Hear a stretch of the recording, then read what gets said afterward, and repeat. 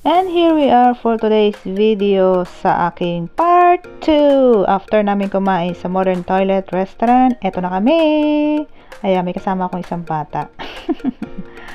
So, nandito kami ngayon sa Shilin's Residence.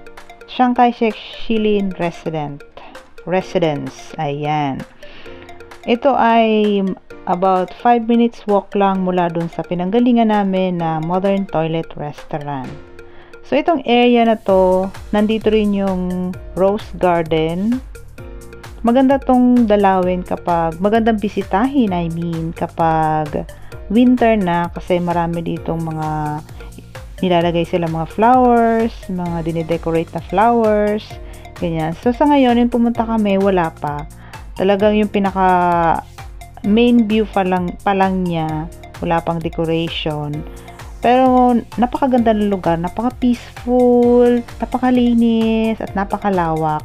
Maganda dito mag-emote-emote, kahit umupo ka lang sa isang gilid, mag-emote-emote ka lang. Ayan, kita mo yung nasa dulo na yon, nag-i-emote yun sila. ayun o, mag-ano yun, dalawang matanda yun nandun sa upuan na yun. Yan. Ang sarap-sarap lang din kasi tumambay dito, tapos upo ka sa puno, magpipiknik, ganyan. So, samahan nyo akong limbutin namin ang kagandahan ng pasyalan na to dito sa Shilin Residence. Chiang Kai-shek Shilin Residence. Ayan.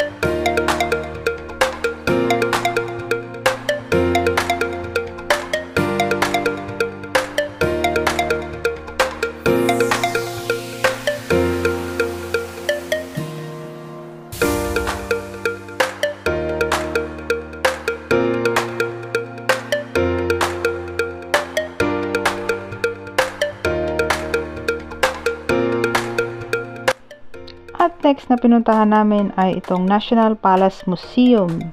Dito pa rin ito sa Shilin. Ayan. Siguro I think mga wala pang 10 minutes sa bus, magpa-bus kasi masyado namang malayo kapag nilakad.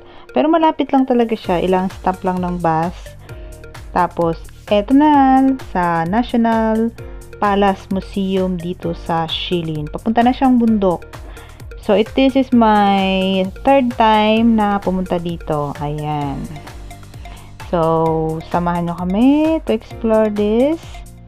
Let's go!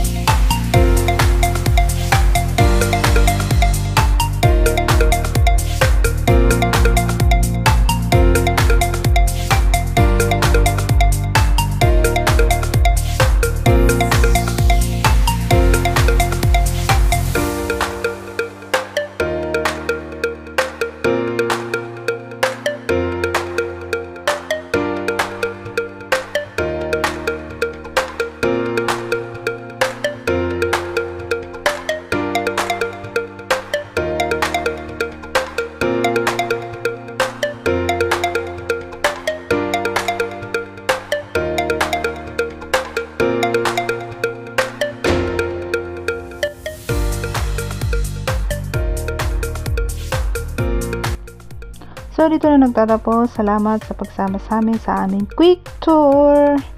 So, see you sa aming next destination. Bye-bye. God bless.